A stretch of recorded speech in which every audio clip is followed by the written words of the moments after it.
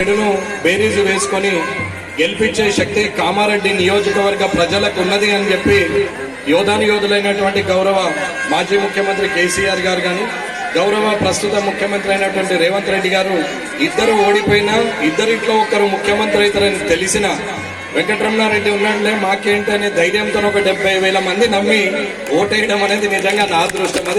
అది మీ గొప్పతనం.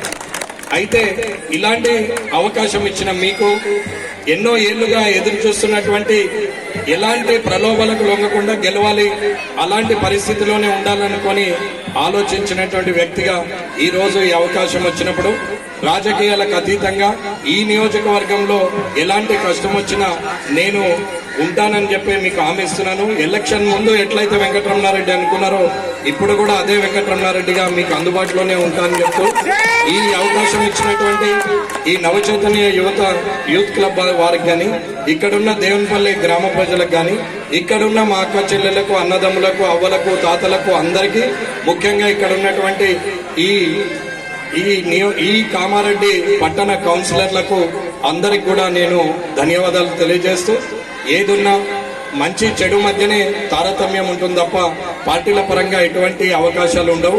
కాబట్టి నియోజకవర్గంలో ఎలక్షన్ అయిన వరకే పార్టీలు కానీ ఆ తర్వాత గెలిచిన వ్యక్తి అందరికీ ఎమ్మెల్యేగానే ఉండాలని కోరుకునే వ్యక్తిని. కాబట్టి ఎలాంటి మొహమాటాలు ఏం అవసరం లేదు. ఇంతకుముందు ఎంతైతే సన్నిహితంగా నాతో ఉండేవారో అంతే సన్నిహితంగా ఉండాలి. మనిషి క్యారెక్టర్ పర్మనెంట్ గాని అవన్నీ పదవులు వస్తుంటాయి పోతుంటాయి, దాన్ని పర్మనెంట్ గా ఊహించుకోవాల్సిన అవసరం లేదు. కాబట్టి మనసులో మంచిని స్థానం సంపాదించుకున్నటువంటి ఎలాంటి వ్యక్తి అయినా లేనోడైనా డబ్బు అవసరం లేకున్నా మంచితనంతో ప్రజల కష్ట సుఖాల్లో ఉంటే గెలుపు సాధ్యమని చెప్పి నిరూపించినటువంటి కామారెడ్డి నియోజకవర్గ ప్రజలకు ప్రత్యేక ధన్యవాదాలు తెలుసు. ఇవాళ కామారెడ్డి అంటేనే రాష్ట్రం మొత్తం అన్ని రాష్ట్రాల్లో కూడా పేరు మారుమోగిపోయే పరిస్థితికి మీరు తీసుకొచ్చినందుకు మీకు సర్వదా కృతజ్ఞులు. మీకు ఎలాంటి కష్టం వచ్చినా నేను ఉంటాను. సమయం కొత్తలో కాబట్టి కొంచెం ఇలాంటి సమస్యలు ఉంటాయి కాబట్టి 1 నెల 2 నెలల తర్వాత అది సావధానంగా ఉంటుంది. మామూలుగా పెండ్లింట్ల ఎట్లయితే సందడి ఉంటుందో కొత్తగా గెలిచిన దగ్గర అంతే సమస్యలు ఉంటాయి. తర్వాత అది మెల్లిగా ఎక్కడి వాళ్ళు అక్కడ పోయిన తర్వాత ఆటోమేటిక్ గా నియోజకవర్గానికే పరిమితం అయిపోయే పరిస్థితి ఉంటుంది. కాబట్టి ఇదంతా